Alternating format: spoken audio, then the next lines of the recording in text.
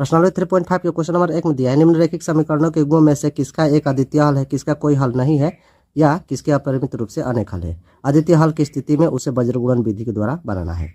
यहाँ पर कह रहा है कि जिसका अद्वितीय हल होगा उसे ही वज्रगुणन विधि के द्वारा बनाना है। अगर ये दोनों कंडीशन में अगर मिलता है कोई हल नहीं है या अनेक हल है, उसे वज्रगुणन विधि के द्वारा नहीं बनना है।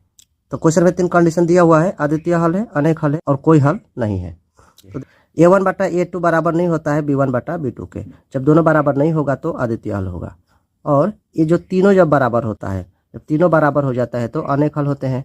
और यहाँ पर तो तीसरा नंबर में A1 बटा A2 बराबर होगा B1 बटा B2 के, लेकिन C1 बटा C2 के बराबर नहीं होगा, तो कोई हल नहीं है। तो क्वेश्चन में हमें बोला है कि जिसका अद्वितीय हल होगा उसे ही वज्रगुणन विधि के द्वारा बनाना है। तो इस कंडीशन में अगर मिलता है तो वज्रगुणन विधि के द्वारा बनाएंगे। तो चलिए क्वेश्चन को हल करते हैं।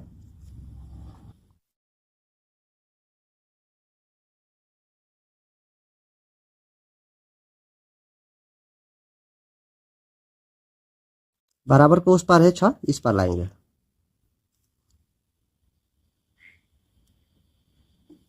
जीरो भी बराबर के उस पार है तो इस पार लाएंगे तो हो जाएगा -0। तो जीरो का कोई माइनस प्लस नहीं होता है, फिर भी हमें यहाँ लिखना होगा। तो लिखेंगे यहाँ पर दिए गए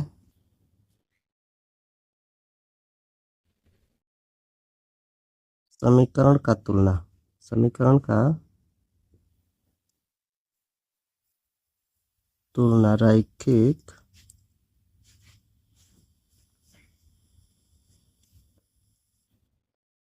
समीकरण का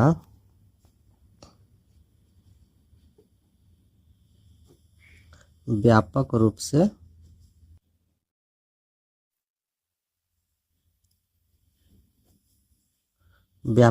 करने पर। तो लिख लेते हैं A1 होता है x B1 y plus C1, A2 x plus B2 y plus C2।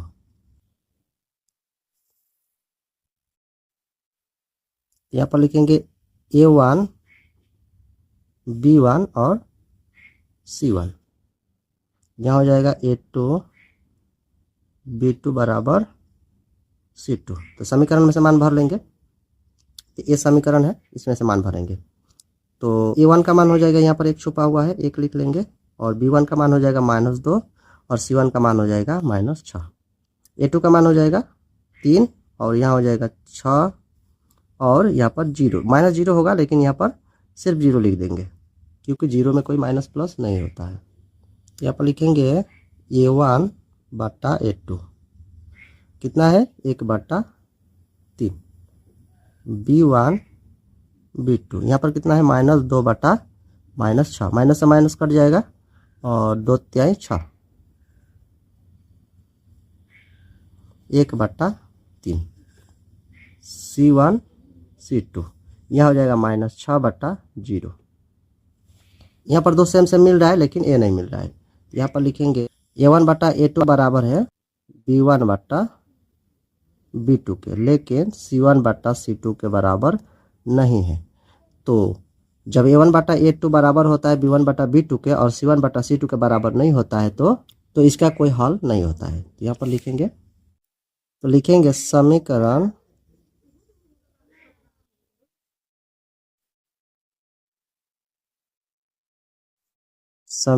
का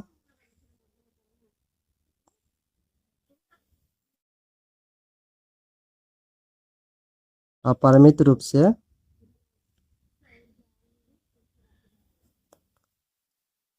कोई हल नहीं है।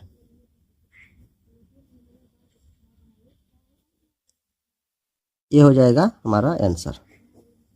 अगर वीडियो अच्छा लगा हो तो एक लाइक सब्सक्राइब करके जाएगा। और इससे पहले की वीडियो अगर आप लोग नहीं देखे होंगे तो प्लेलिस्ट में वीडियो है, जाकर आप लोग देख सकते हैं। चलिए फिर से मिलते हैं अगले वीडियो में।